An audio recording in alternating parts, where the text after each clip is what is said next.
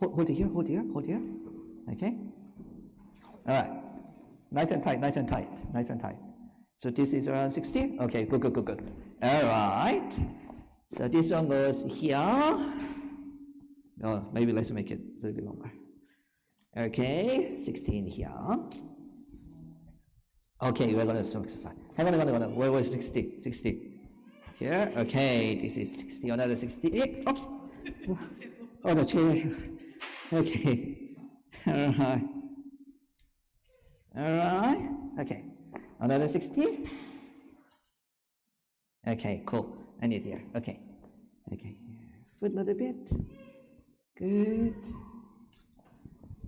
And then this is, it goes like this way. Alright, cool. Thank you. You can let it go for now. This one, they can stay here. Okay. How many kids here? Okay. We got, okay. 1, 2, 3. Okay, 4. Okay.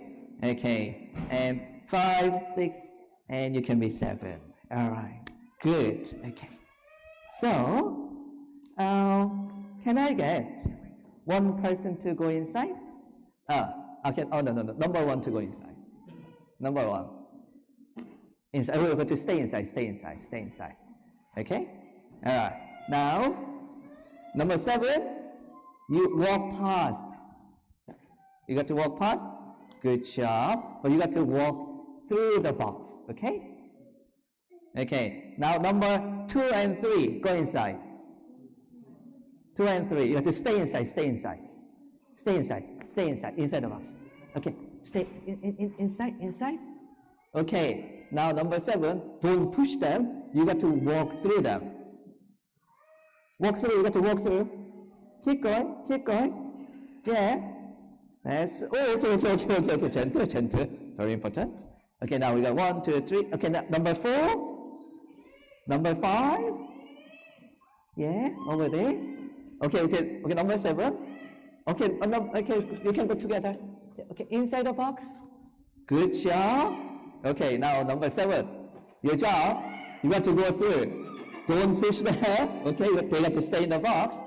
Alright, number 7, go. Okay, you guys to help him to go through. Move a little bit. Make space. Okay, number 7. Oh, don't go to the box. Yeah. Okay, number 7. Keep going. Yay!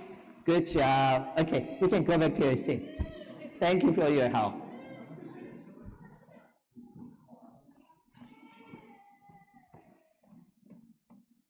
Okay.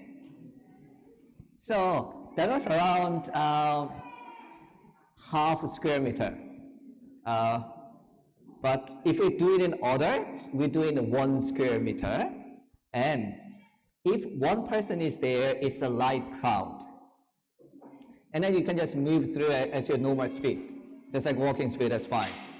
But if there is like a 2 or 3, and there's a moderate crowd in the box, and now your walking speed drops from a usual speed of 1.2 meter per second to 0.8. You know, still you can bypass others, but you got to actively look for the gaps when there is like around like 2 or 3 people in there. And then in that 1 square meter, if there are 4 to 5 people, and now that is called congested crowd. Now, your walking speed, normal speed is 1.2 meter, and it drops to 0.3 meter per second. And now, it's hard to go against the crowd. And you cannot pick your own path, and you are kind of forced to follow where the crowd goes. And if within that box, if more than 5 people in there, like a 6 or 7, it'll be jam-packed, and you can't really push people away and then go. Now, the people in the box, the crowd, works as a fluid. So if they go, and you go. So it's like the crowd dynamics in there. And I think they do this one when they plan, especially the large spaces where the people are gathering together, like stadiums, concert halls, those kinds of things, to make sure that the flow is nice and safe. But if 1 square meter, more than 5 people, that is called a dense crowd. Now, let's read Mark chapter 5. Mark chapter 5 will be our main text for this morning. Verse 21 to 23. And when Jesus had crossed again in the boat to the other side, a great crowd gathered about him, and he was beside the sea. Then came one of the rulers of the synagogue, Jairus by name, and seeing him, he fell at his feet and implored him earnestly, saying, My little daughter is at the point of death. Come and lay your hands on her, so that she may be well and live. Jesus was at the seaside for some time. He was teaching and healing people there. And a great crowd gathered around him. It's most probably a congested crowd or a dense crowd in there. And here Jairus, the ruler, came for Jesus. His daughter was about to die. The next verse, and he went with him, and a great crowd followed him and thronged about him. Great crowd followed Jesus. Although Jesus immediately set out for the house of Jairus, the crowd was the problem. I looked it up because I didn't know about the thronged, what it meant. And it says, thronged means densely packed or filled with a large crowd. So Jesus was in a dense crowd. And the dense crowd, if you remember, there's more than 5 people in 1 square meter. And the crowd works as a fluid. You can't really go against the crowd.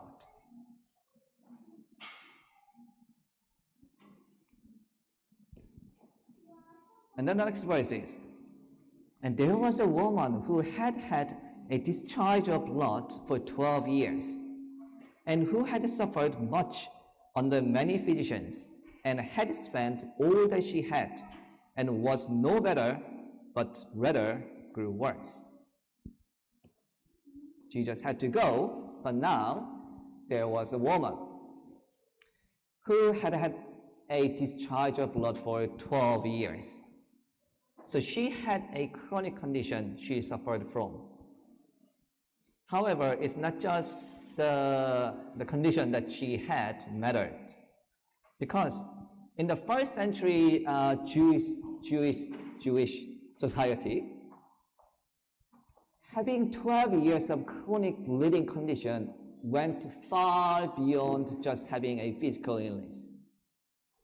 Because of the purity laws from Torah, which is we can find from Leviticus chapter 15, this woman's condition meant that she was in the status of impurity as long as she bleeds. And she's bleeding for 12 years. So that means anyone or anything she touches become unclean. If she sat on a chair, if she lied down on a bed, if she touches any object, and that became now a new source of defilement for the next person to touch it, becomes unclean. That means that she had to avoid any kinds of physical touch. She cannot hug her children. She cannot sit at the table with her family. She cannot greet her friends with touch. She can't do any of those kinds of things. If she was married, a condition like this most certainly have resulted in a divorce. And also because she was unclean, she was banned from entering the temple courts in Jerusalem as well as worship spaces in local synagogues. So that means that she was excluded from festivals, prayers, sacrifices, all the religious things, which was very important for the Jews at the time. So that made her spiritually abandoned by God as well. And on top of that, first century medical practices for this condition, something like this, which is recorded in Talmud, included very scientific way of drinking a wine mixed with rubber, carrying the ash of an ostrich egg, or standing in the middle of the crossroad. So those were the remedies at the time. The Bible says she had suffered much under many physicians. It's not just that she suffered. She suffered by the physicians as well. And now she became poor after 12 years of paying for these ineffective and quite often painful remedies.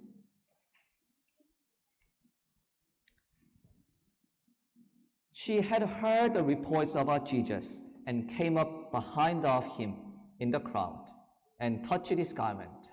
For she said, "If I touch even his garment, I will be made well." And immediately the flow of blood dried up, and she felt in her body that she was healed of her disease. The lady, she heard about Jesus. She heard Jesus healing people, and her hopes revived. She felt that only if she could go to Jesus, she would be healed. So she tried by the side of the sea, where Jesus was teaching and healing. But the crowd, dense crowd, there was too many people to go through to get to Jesus. And on the way to Jairus' house, she tried. But there were still too many people. The Desire of Ages says like this, but her hopes revived when she heard of the cures that Christ performed. She felt assured that if she could only go to him, she would be healed. In weakness and suffering, she came to the seaside where he was teaching and tried to press through the crowd, but in vain. Again, she followed him through the house of Levi Matthew, but was still unable to reach him. She had begun to despair when the golden opportunity had come. She was in the presence of the great physician. The chance finally came, and she pressed forward, saying herself that it may not be his healing hand, but even if I touch the garment, little bit only, if I touch, I'll be whole. The Desire of Ages says that in one that touch, she concentrated the faith of her life. And she immediately knew that she was healed. This is an amazing story of faith. When we read this story, we often focus on the faith of this woman, which we should. But there is actually more to it. ... There was the highlighted sentence there. She had begun to despair when, in making his way through the multitude, he came near where she was. He came near where she was. It was Jesus who came to the woman. Jesus saw that the woman before even she saw Jesus. He knew and felt the agony the woman was going through.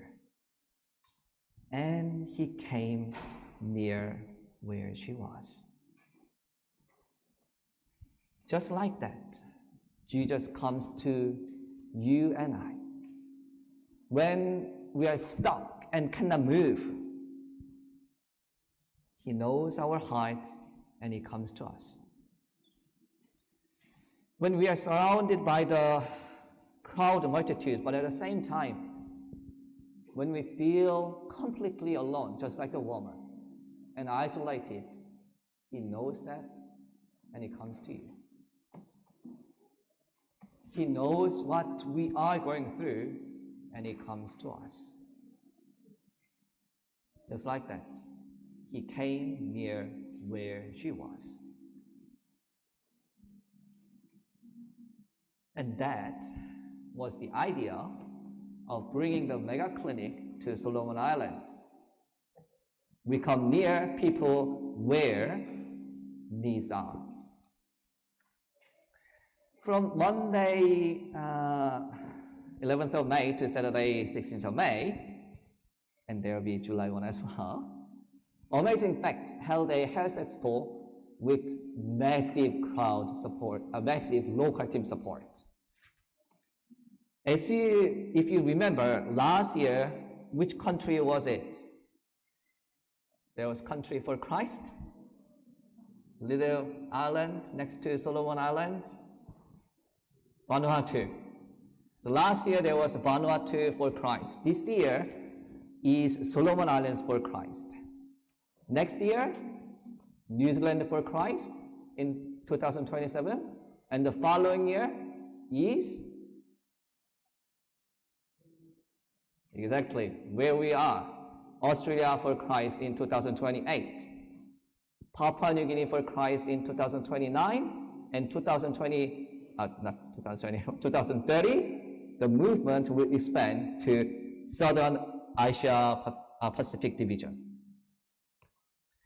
So there are two evangelistic events organized at Solomon Islands. The first was Health Expo and Mega Clinics in May, 1 week, as a groundwork. And the other is multi-site evangelism in July for 2 weeks. And it will be conducted, if you see that, the second line, more than 350 sites across the island. So basically it means that it will be in every big or small villages in Solomon Islands. So everyone will get to have the chance to listen about the gospel. So I joined the medical mission work, which was just last week. I've been to a few mission trips, but never a medical mission trip. You know, medical mission seemed for doctors or nurses. You know, that's what you find if you read, missionary books, and it's like medical mission and doctors and nurses in there. But me being, physio, I thought, physio, medical mission work, probably not. But I got to consider going this since I was thinking about taking one of the kids. But it didn't work out. So I was thinking, perhaps not this time. But Myung said, you should go by yourself. Why not? So I had to think a little bit more. Another reason why I was considering the medical mission trip was just to learn from it as a study trip. Since our previous mission trips, when we went, to mostly the teens, we had a component of health outreach. Teens got to learn how to check blood pressures and all those kinds of things. And there is another mission trip coming in January 2027, which will also have health outreach component in there. So I wanted to learn how medical mission work is done professionally. So I sent an email to the organizer asking that, if physio could be of help, if any. Of course, they said yes. They're not going to say no.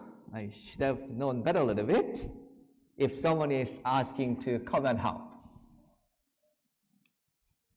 This was our team. It was 17 of us, 16 from Australia, 1 from New Zealand.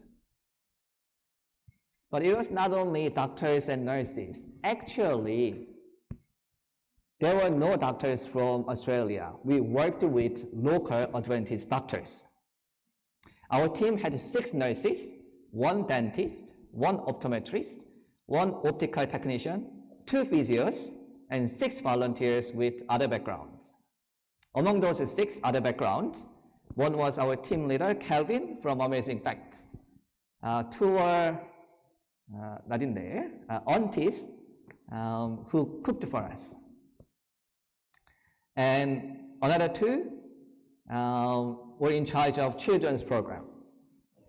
And the last one did pretty much everything. But he also worked as a dental assistant. The health, H-E-L-T, is how they spell health in Solomon Islands.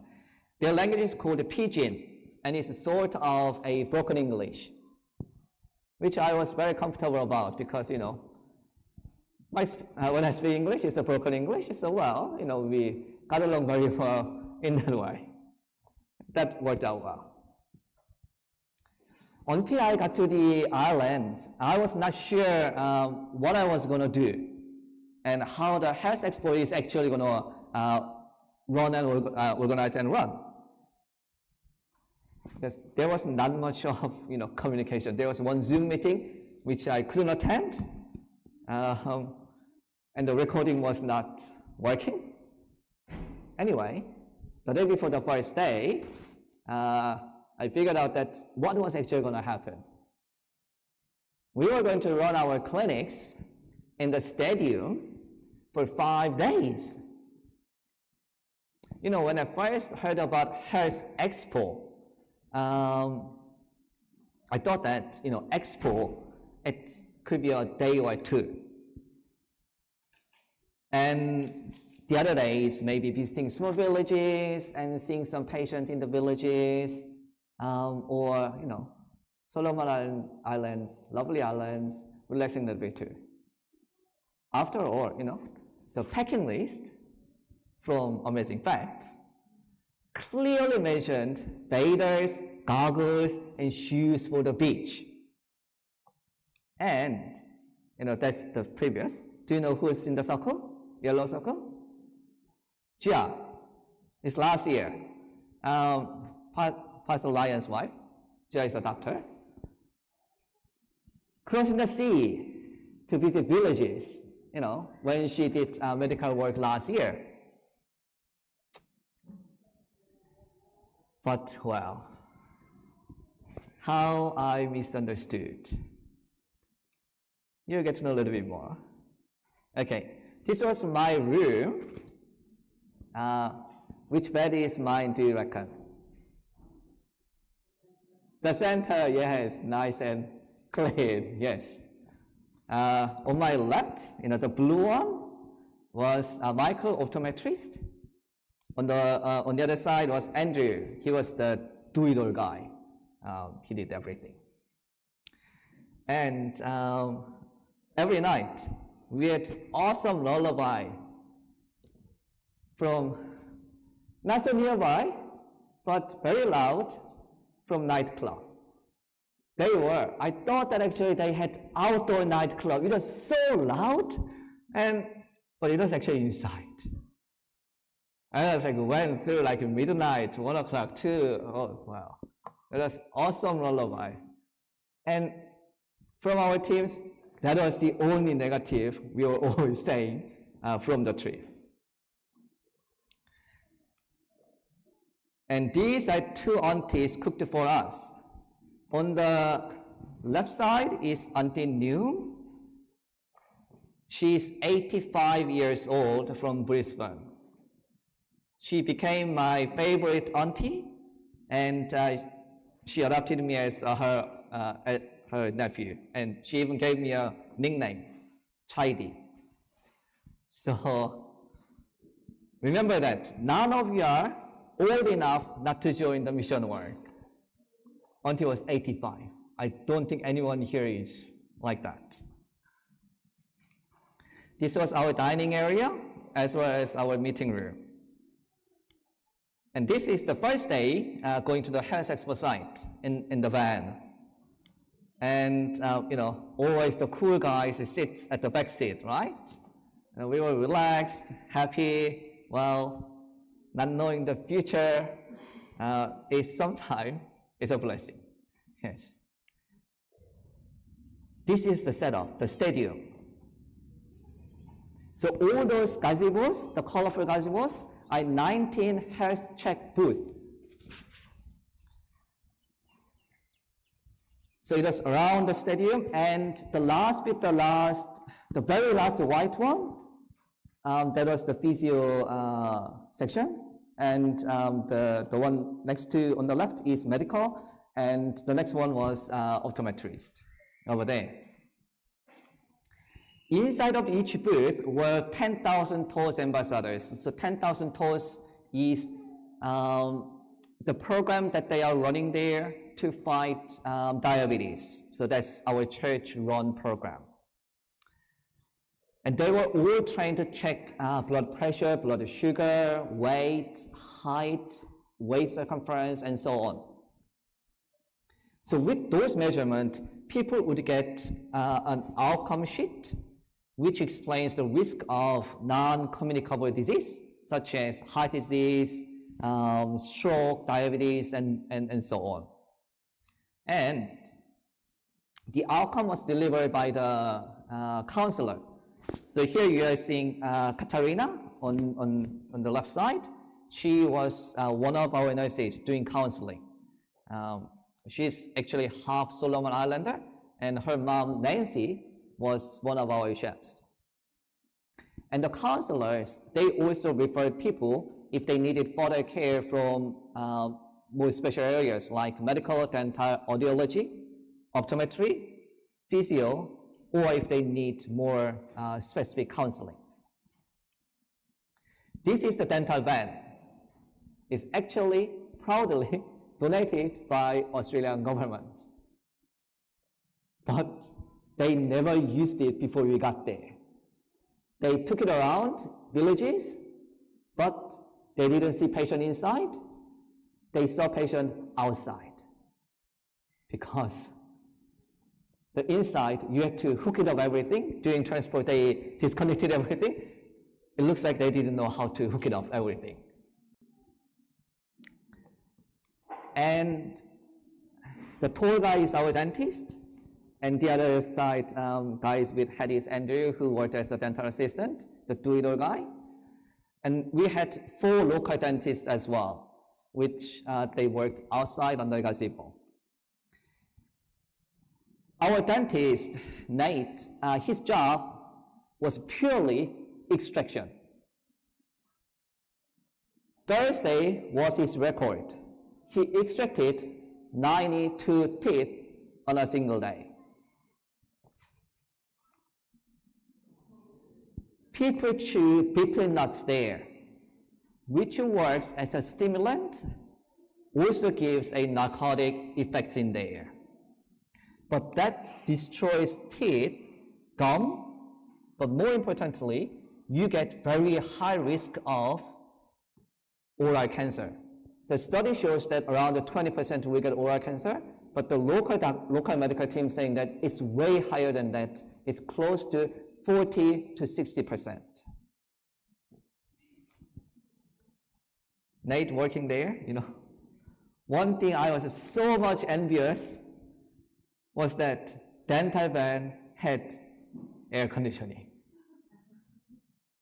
None of us had. The weather over there was so very hot. Okay, so that's the stadium side. Do you know what they're waiting for? They're all waiting for optometrist. he brought hundreds of glasses, maybe thousands, which were all donated by the Rotary Club here. By Thursday, it was all gone. There is Michael, the optometrist, tall guy, setting up. And there is Eric, the optic technician, also setting up. Do you know what time it was? They are setting up. So the clinic was not even open yet. It was before 8 o'clock.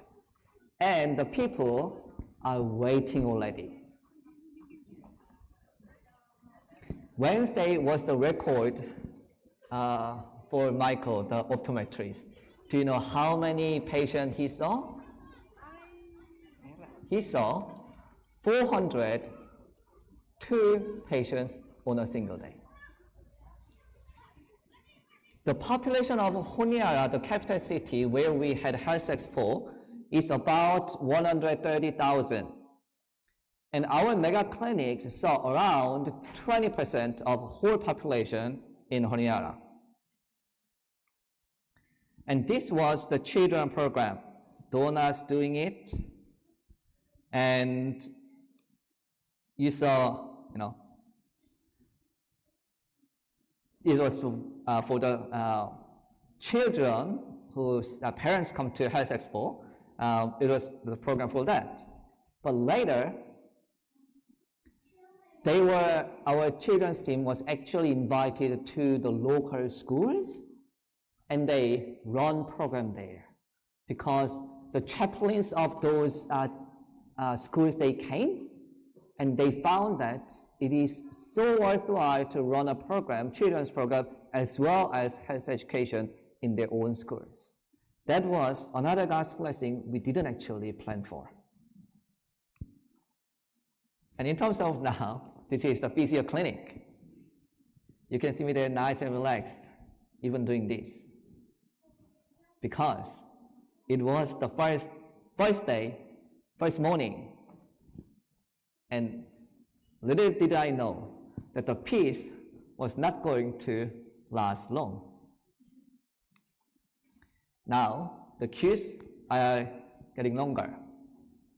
Our official opening hours of the whole clinic were 8 a.m. to 3 p.m., but we closed 5 p.m. every day. There was no break whatsoever, except 15-minute lunch break. It was very hard to take longer break, while people are just there waiting, and then you leaving with your lunchbox and coming back 1 hour later. That's not acceptable. I've never worked hard and busy before. In Australia, I see maximum of patient 6. That's my maximum, 6. And for those who know me, may know how I work. Myung says that I don't work, I just talk. Well, that's true. While she's super busy looking after a patient as a nurse, yes, and that was the whole point of me being physio. Nobody dies under our care. Why rush? Take it easy. On Solomon Islands, I saw 30 patients on a single day. It was way less than our optometrist, 400, but 30 was so very busy for us. Before I went, I was, Lord, would I be needed there, physio? And the Lord was, I know what you don't know. Just come, my child. From Wednesday onwards, we were not able to handle the number since the news of the health clinic spread. So more people are coming. It's 11 a.m. You already saw 15 patients or so. And now you're seeing that 20 more people are waiting, not in the waiting room, just there, just right next to you, they're waiting there. And there'll be more coming in the afternoon as well. So we had to do something. So we ran group programs. And I was teaching my group how to take photo with V. They're doing this way. Anyway, so we had two physios, Anusha, another physio, did a knee group, and I did back group, back pain group. We ran around 4 groups each per day, as well as seeing individual patients. Synchronize together, down and up. However, Okay, now you guys continue up to 100. there was a fundamental flaw in our physio clinic. Do you know what flaw was that? That fundamental basic flaw was actually me. Because I haven't seen other patient for 15 years. Me being pediatric physio, and babies, they don't come with back pain, knee pain, shoulder pain, they don't, no. My normal job is playing with babies. But ta-da, here, there, I'm there, and in front of so many patients needing help. Wow, what would you do?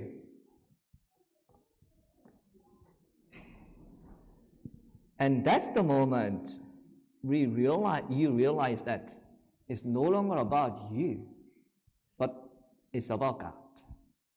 And that's the time that you rely on God. And that's the moment that you get to actually live and experience 1 Thessalonians chapter 5, verse 17. Pray without ceasing. That's what I did, what I had to do. I prayed while I was seeing patients. In here, when I see patients, I don't recall doing that, praying for my patient, unless their case is very unique or very severe. Over there, I prayed while seeing patients, every single one. And I thank God that He brought my memories back. He made sure that I don't miss the things.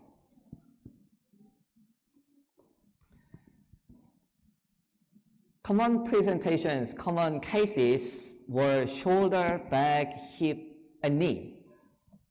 However, there were cases quite unique as well, something that you might not have expected. His name is Sam. He attended for back pain, back pain. Oh. I thought, okay, back pain. And he said he had a fall. So I thought he tumbled over something or something similar, he had a fall. After a few questions, I figured out that he actually fell from a tree really high. And he fell, and the fell was broken by a tree branch, and then he fell on the floor on his bottom side of the trunk. And that's been more than a week. And I was the first one that he was seeing. He didn't go to anywhere. I examined him, and it looked like not just the back pain, since his abdomen was quite tender and sore, and he was reporting that he's feeling nauseous and sick. So I thought that it's not just back pain, something inside, something internal injuries, or it could be some internal bleedings as well. So I sent him to the local doctor team straight away for ultrasound and other things. This guy without shirt his name is Selwyn. He came for neck, shoulder, and chest pain. 2 months of history of pain, which is not getting better. When we see patient, we ask, how did it happen? How long have it? All those kinds of things. So I asked, how did it happen? It happened after a fight. So he had a fight. Oh, okay, lovely. So I asked him, oh, did you win the fight? He didn't answer. So I guess probably he didn't win in the fight. So the moral of the story is don't fight.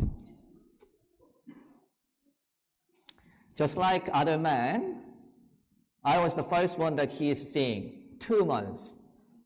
2 months of pain. And the pain was not just a normal pain. It turned out that he actually broke his collarbone. The collarbone is the bone in here. The pain was from the broken bone, which was not healing. Of course it's not healing because he's been using his arms. You have to rest it for the collarbone to heal. So this young man, I sent him to the hospital for x-ray and further things. And there were more people like this. So I've been praying as I see patients. It was for me to my job correctly, and God answered the prayers. However, as I got to see more people, my prayers slowly changed. Many and most of them were living very difficult lives. When I asked their ages, most looked much older than they actually were. Some of them were actually same age as me, but they looked my uncle or even my dad. They often suffered from chronic condition, such as osteoarthritis, at a much, much younger age than we typically see in Australia. And throughout the course, I had to adjust how I work. I stopped automatically recommending ice or ice pack to control the pain. Reason? Because they didn't have fridges. And quite a few number of them didn't even have hot pack to help with the pain.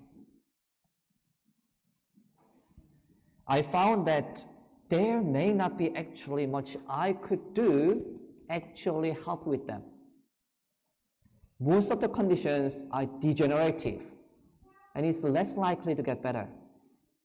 It's a symptom management.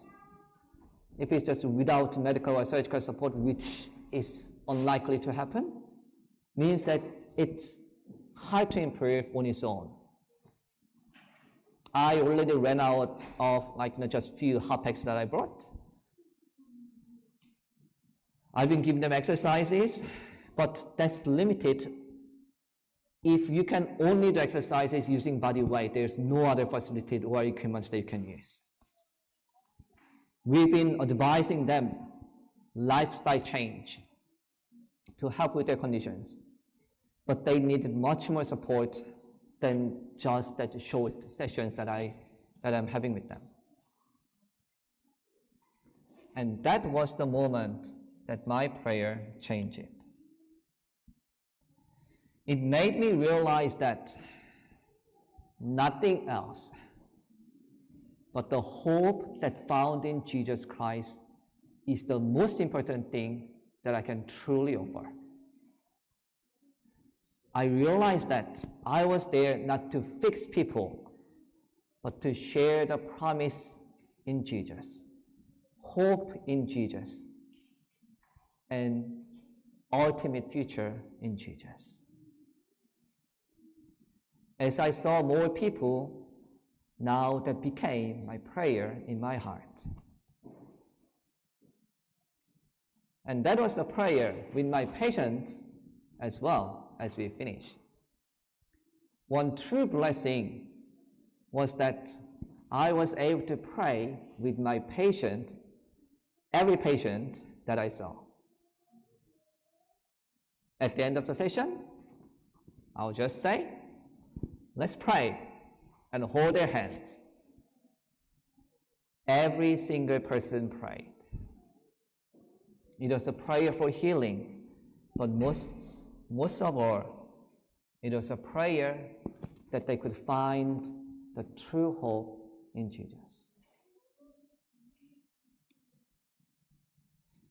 Many have no faith in God and have lost confidence in man, but they appreciate acts of sympathy and helpfulness. As they see one with no prospect of earthly reward coming to their homes, ministering to the sick, feeding the hungry, clothing the naked, comforting the sad, and tenderly pointing all to He who in His love and pity gave His life for them, their hearts are touched. Tenderly pointing all to He who in His love and pity gave His life for them, their hearts are touched. And indeed, it was a prayer and the love of Jesus that touched people. There were tears when we prayed. There were tightly held hands. And people thanked for the prayers. The main text, Mark 5, and the woman is actually from one of my patients. After prayers, we had a chat, and he shared about this woman, healing and the faith. So after all, I found that medical mission, that's not reserved for specially trained people only. It's for all of us. We all can tenderly point people to Jesus who gave life for us. And that's what touches the heart. It's not us, but Jesus. If you continue Mark chapter 5, it says, "And Jesus, perceiving in himself that power had gone out from him, immediately turned about in the crowd and said, 'Who touched my garments?' And in verse 33, "But the woman, knowing what had happened to her, came in fear and trembling and fell down before him and told him the whole truth. And he said to her, 'Daughter, your faith has made you well. Go in peace and be healed of your disease.'" We don't know the name of the woman in here. The Bible doesn't tell. But Jesus calls her what in here? Daughter. In the 4 Gospels, this woman is actually the only woman Jesus called daughter. She may have been casted out from her family and her neighbors and her society, but now she became the daughter of God. And Jesus sends her with peace and assurance. A nominal faith in Christ, which accepts him merely as the Savior of the world, can never bring healing to the soul. The faith that is unto salvation is not a mere intellectual assent to the truth. He who waits for entire knowledge before he will exercise faith cannot receive blessings from God. It is not enough to believe about Christ, we must believe in him. Are you waiting until you get to know more about Jesus? The answer is don't. Exercise your faith. Exercise how much your faith that you have, exercise it.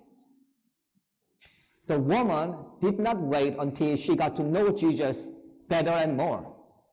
She reached out with the faith that she had, and that was enough. And this is the same for you. Use your faith, which will lead you and others to salvation. That way you will see and experience blessings from God. Because knowing about Jesus is not enough. We must believe in him.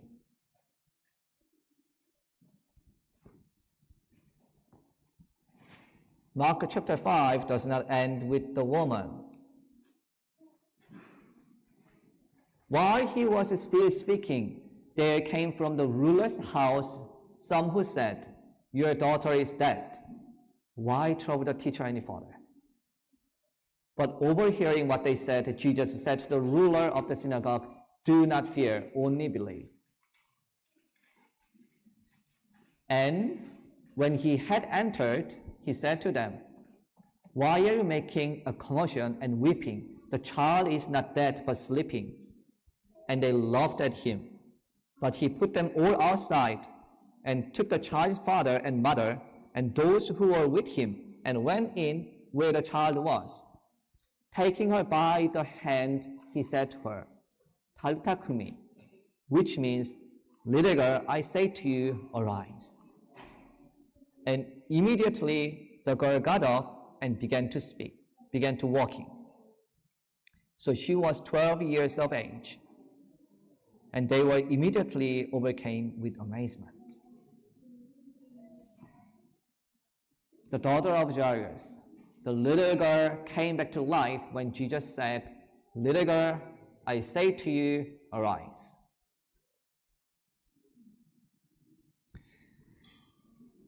I haven't been that many mission trips, but whenever I go, I think as some of you do, I pray for God's help to see and find one person that I could continue to support even after the trip is over. I prayed this exact prayer before this trip too. One person, Jesus, show me. And God answered this prayer on my first day and the last day. And this is the story of the last day. The child's name is Omalin. She is one of the handful pediatric patients I saw. Omalin is an 8-year-old girl who attended a clinic on Friday with her father, Jackson. As soon as I saw her, I knew that she had cerebral palsy because of her posture and presentation. Jackson carried her because she was not able to walk. However, what made me really upset and somewhat mad was not because of her condition. It's not because of a cerebral palsy that she had. It was when Jackson said, the father said, their last physio review was back in 2023. That is simply unacceptable by our standards. And even that would be considered as a negligence in here. But when I checked the medical notes, I found that her actual medical and therapy support ended in 2021. That's 5 years ago. That means everything stopped when she was just 3 years old. That's completely unacceptable. In the Solomon Islands, each patient, they carry their own medical record. It's a small booklet. No, we shouldn't compare because the practice is different here and there. But Omalin's, the entire medical record from birth to date consists of just 23 pages. It's like average 3 pages per year. She was born 31 weeks of gestation. She was premature baby. If she stayed in one of the hospitals in Australia, her neonate stay only, the medical notes will way more than 23 pages.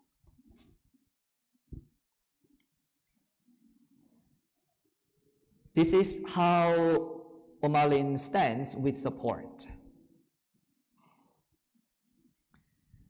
Another heartbreaking thing was that Jackson said, during their last reviews with doctors, which was also 5 years ago, they said, Omalin would need to wait another couple of years before they would consider ankle or foot surgeries to help her to walk. I'm not sure full background of the conversation, so again, I shouldn't judge about it, but that advice was not quite consistent with the evidence-based practice that we should follow when we treat or manage children with cerebral palsy. Non-ambulant cerebral palsy kids like Omalin, who's not walking by themselves, must be monitored regularly and managed accordingly. Even the surgery may not be needed at the time. They need to be monitored. Jackson said, otherwise, Omalin is doing well. She understands well, she communicates verbally, learns well, and cognitively age-appropriate, which is such a blessing because cerebral palsy sometimes affects all of those kinds of things as well too. I assessed Omalin and the outcome showed that she has spastic cerebral palsy affecting her all 4 limbs, but more impacting her lower limbs.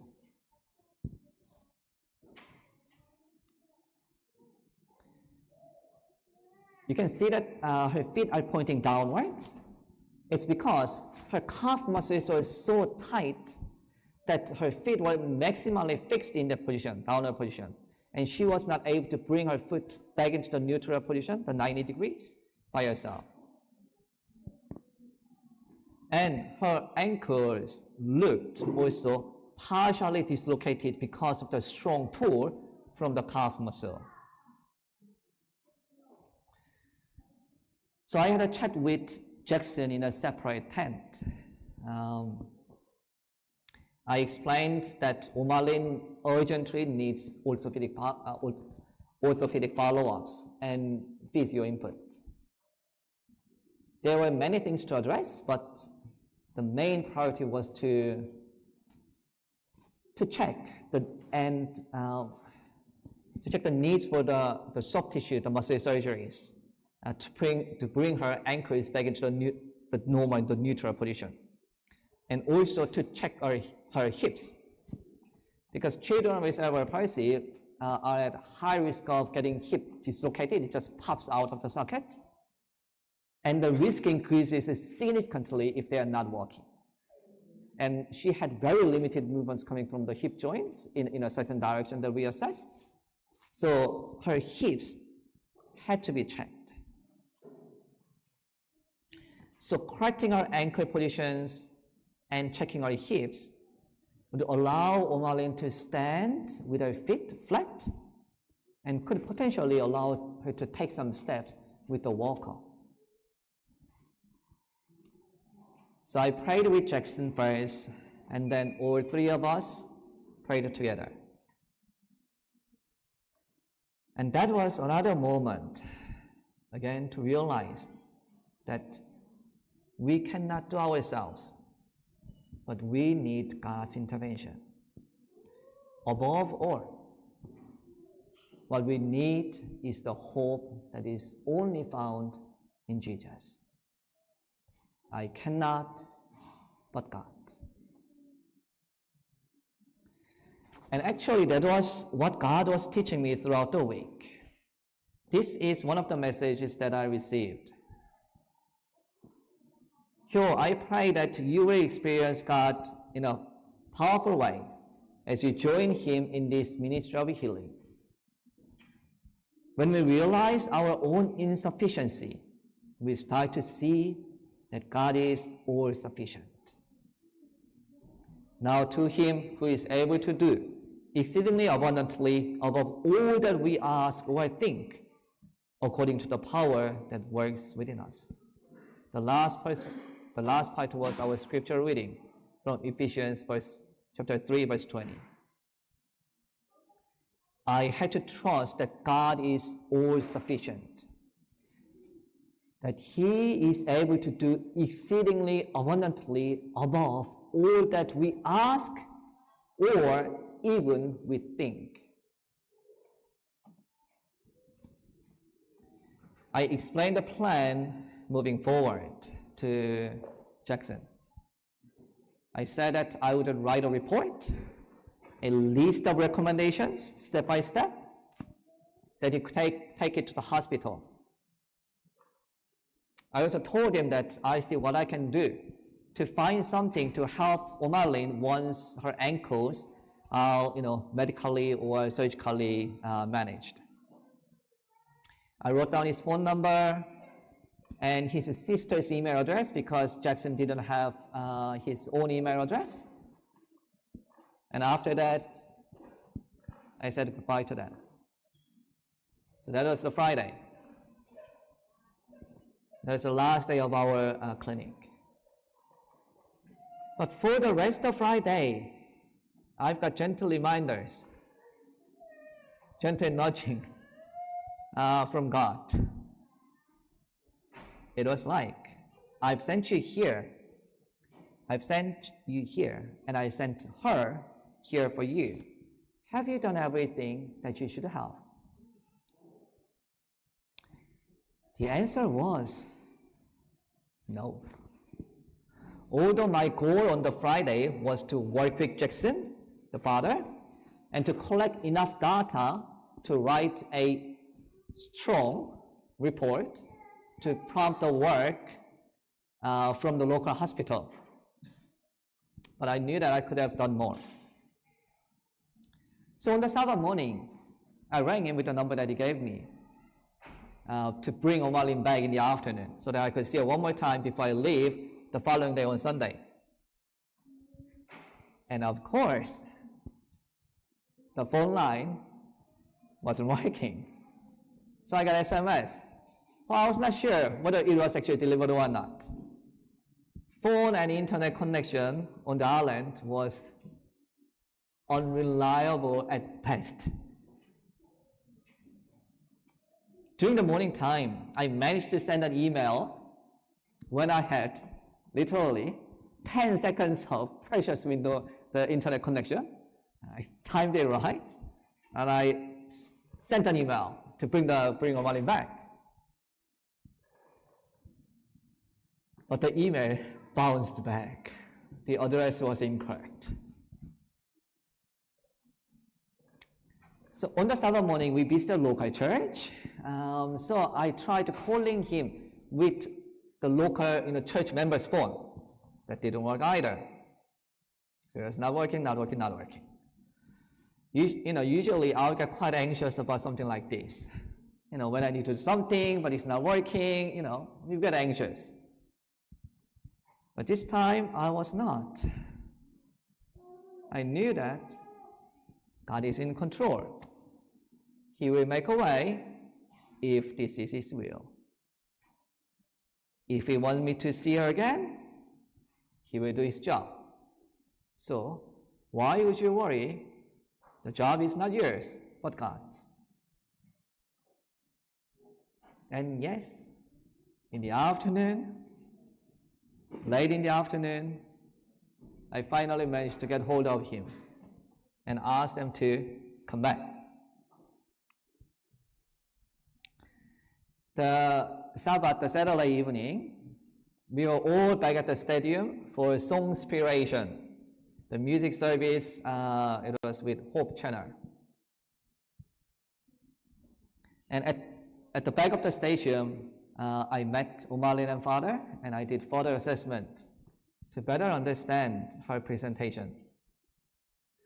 One of the assessment included 88 items. That means 88 movements that I need to check. So there's a fair bit of things to go through, but I'm thank God that there were such a caring people, aunties and uncles around, encouraging Omalin, so we got through all of them. And after the assessment, what I could see was that Omalin did much, much better than I initially expected. That meant she had much better potential. If I go to just slightly technical, the Friday's assessment is what we call impairment-based assessment, which looks into physical impairment itself. But the Saturday's assessment is what we call function-based assessment, which looks at functional abilities and how the patient manages the physical limitations that they have. And she was functioning way above her impairment level. So that was praise to God.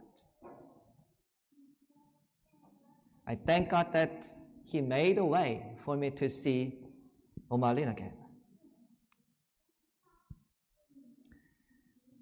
It's that evening, Saturday evening, so it's a little bit dark. This picture is taken by Eric, our optic technician, and he shared it on our mission group chat. And he wrote, "Let us all pray for a miracle for this little one." Let us all pray for a miracle for this little one.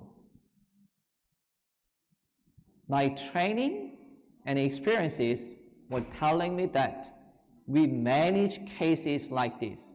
We manage and support cases of cerebral palsy for better quality of life.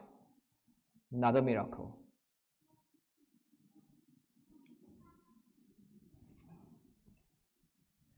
And that was when I found that I was actually the person from the ruler's house delivering the message. Your daughter is dead. The damage to the brain of Omalin is already done. Why trouble the teacher any further? What more Jesus can do when the damage to the brain is already there? But what Jesus said? Do not fear, only believe. Then I realized once again what Jesus wants me to learn. Ephesians 3:20. Now to Him who is able to do exceedingly abundantly above all that we ask or think, according to the power that works in us. Jesus is able to do exceedingly abundantly above than we think. Again, it was not me, it was not you, it was about Jesus. So this is my prayer. Taking her by her hand, he said to her, Talita Kumi, which means, little girl, I say to you, arise. And I pray that this miracle to happen in Omalin's life. Lastly, I'd like to leave with you this quote.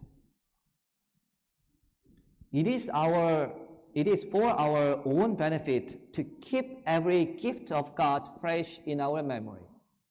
Thus, faith is strengthened to claim and to receive more and more. There is greater encouragement for us in the least blessing we ourselves receive from God than in all the accounts we can read of the faith and experience of others.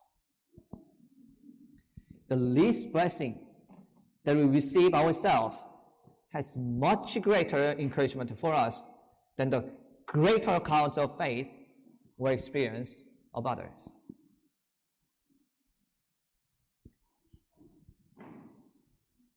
On the first day, Calvin, our team leader, said to me that he believes God has led me here because there will be a patient that only I can see. And when I look back, that was true. Look for the least blessing and experience. Taste how good God is by yourself. Do not wait for the entire knowledge before you exercise your faith. Exercise what you have now, and you will see how it becomes it changes to a great encouragement for you. Throughout the mission trip, we heard many, many wonderful stories and testimonies how God has been working and is still working. They were much greater and bigger scales and impact than my experiences over there. How God has put everything together to make the dental van, nobody was working before. For the first time since it arrived in Ireland, how God has, worked a miracle for it. How God has put together hundreds of volunteers for the Health Expo. And also I heard that God has provided 100 free accommodations for the July evangelism, that the speakers could stay when they couldn't find the right place. And the list goes on. However, what encourages me is the least blessing and the least experience that I receive from God. The prayers with hands held tightly. One girl that God sent me to look after, and other small blessings. It is inspiring to hear and read the story of faith and God's blessings. However, what you need is your own. Our faith grows not by reading or hearing the faith and experience of others. It grows by the least blessing of yours, by the least experience of yours. What we need, just like the first line in there, what we need is the fresh memory of God's gifts, blessings, and experience.